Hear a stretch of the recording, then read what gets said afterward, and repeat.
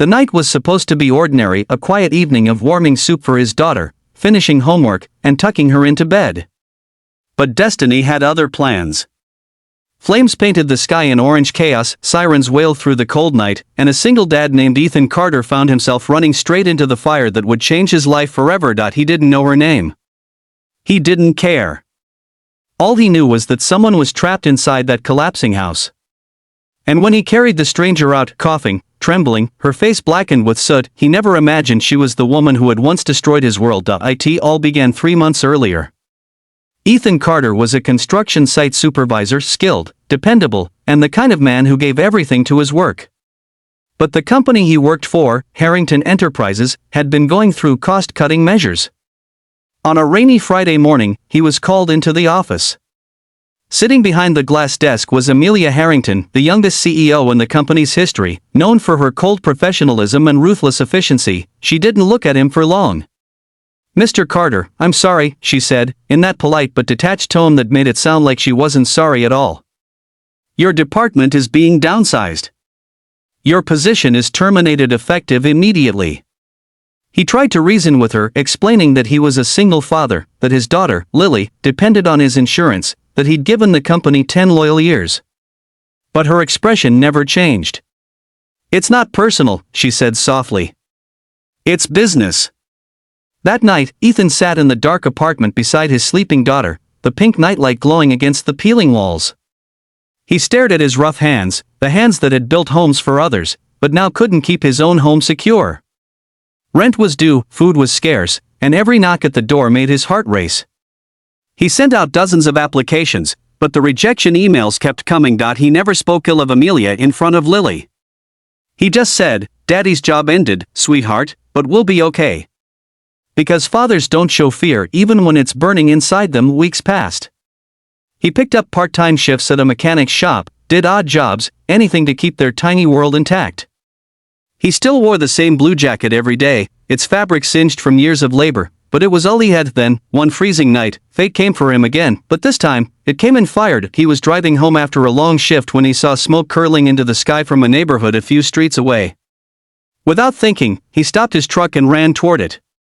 The air was thick with ash, the glow of fire swallowing the building whole. People were shouting, someone screamed, "There's a woman inside."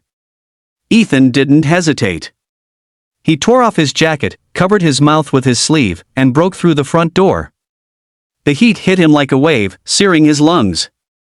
Inside, the living room was already collapsing. He shouted, "Hello?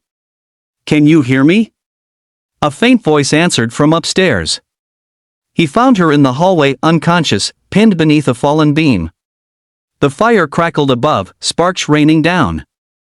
Using every bit of strength, he lifted it, gritting his teeth against the pain, and pulled her free.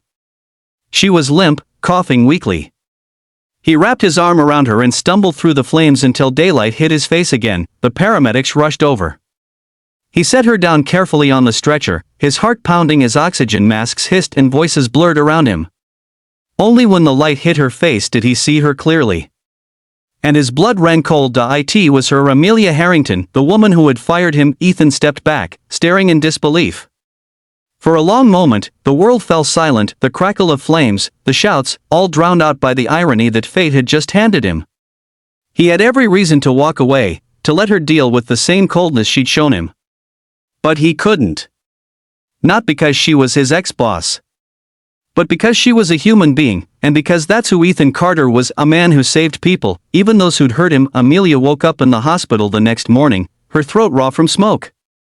The first face she saw wasn't a nurse's, it was his. Ethan sat by the window, his arm bandaged, eyes tired but calm. When she realized, her lips parted in disbelief. You saved me?" she asked, her voice trembling. He nodded slightly. "Yeah. Looks like we've met before, though you probably don't remember me." Recognition flickered in her eyes, and shame followed.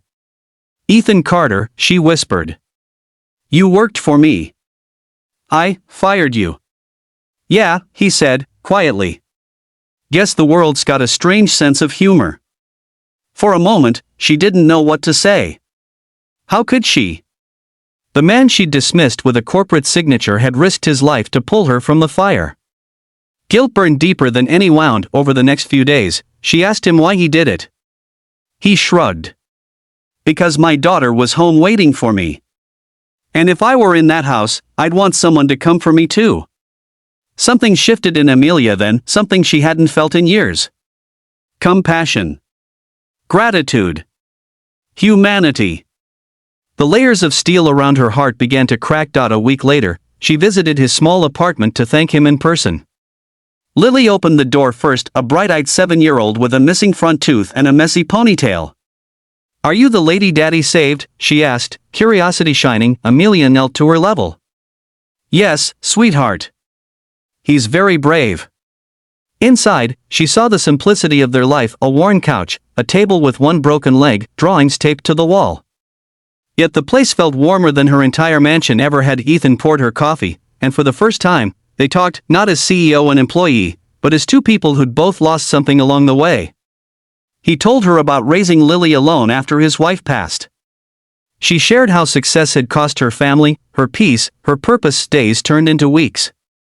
She began visiting often, bringing groceries for Lily, though everyone knew it was more than that. Something gentle grew between them, born not of pity, but of respect, forgiveness, and shared humanity. Then one evening, Amelia offered him something unexpected. Ethan, she said, I can't undo what I did, but I can make it right. I need someone I can trust, someone with a heart like yours, to manage our new housing project. It's about rebuilding homes for fire victims. He hesitated. You sure you want to hire the guy you fired? She smiled softly. I'm sure I want to hire the man who saved my life. The job changed everything, not just for him, but for her too. Working together, they rebuilt not just houses, but pieces of themselves they thought were gone forever. And one night, as Lily fell asleep on the couch and the firelight flickered across the room, Amelia whispered, maybe the fire wasn't meant to destroy everything, maybe it was meant to start something new.